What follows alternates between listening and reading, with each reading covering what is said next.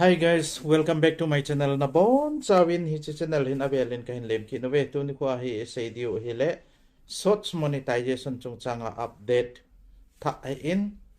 cha update hi hoi la en hi chun a chai ni ge na be hutin I het thiam wa aman cha dan hi na diwin chiteng le hi chika channel ha ma sa pen hi a hi le long senin like subscribe to le bell icon ko men lang notification ko all in ko in chitil video kain sem kiteng namu masak the ne din tun video chuka pan tau to le ama sa pening ga se le notification kitile to a video a sau ho long video ho isim tengo le video ho notification ola koi ho khon notification ko pe na amu je ngo hen notification ko amu hen hi che teng lo chen abe thei hen la short chu ana chu ti lo hen short video chu example la 1 second to 30 second 25 second a hello le 60 second ti taute 49 second ti ho chan ho I upload ho hi che short video minute khat noi lang ko short video ki sim hen hi cho ko upload teng le notification ko chi ji lo hen ana chi ji lo hen hi chun tua ko na he YouTube hin short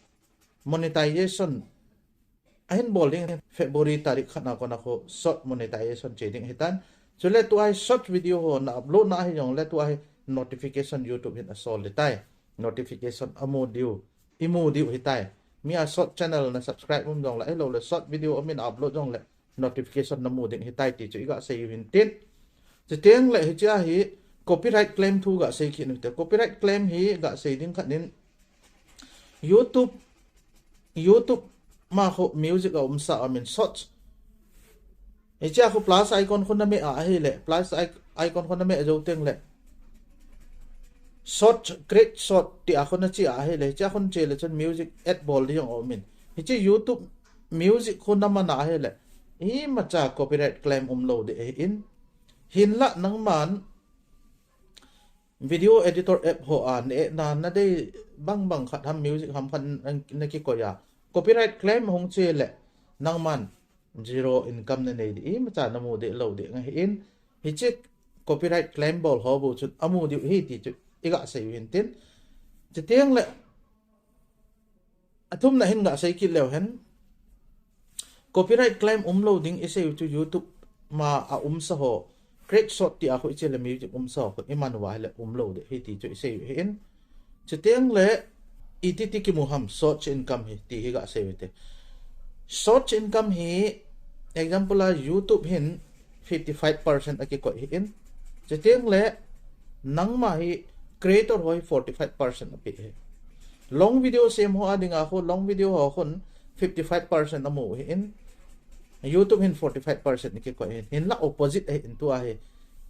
YouTube hin 55% short na ho ki ko ya 45% creator ho pi hi ti chu iga he divin de omin chi tiang le chi et so hi short video ha iti chi di ham ti ha example la short video ho naga tol tai khat na be jo teng khat na tol ki na khat na tol ki na hi ta thum lali akika a kho ads khat ding ai in hi chi ads chu man chu example la video nei chu koi ham thum ham li ham ho chu a ho pe ji diu hi je ti yong chu ega sei thau hin tin chi tiang le adding khat chu zero income mo ding wang go po te music copyright claim ho bol po hi te ti chu ega sei nom hin tin tu ni update sei chu chom cha hin hi chan chuan lang video wang hi ka phat chom pi ti wa hai le comment hoi đều dòng gạo drop thế thì cái tiêu khẩu này đi ngay cái gạo xỉu hiện tên chẳng chế ô tata bye bye nó bón cha bên đam sale luôn lẽ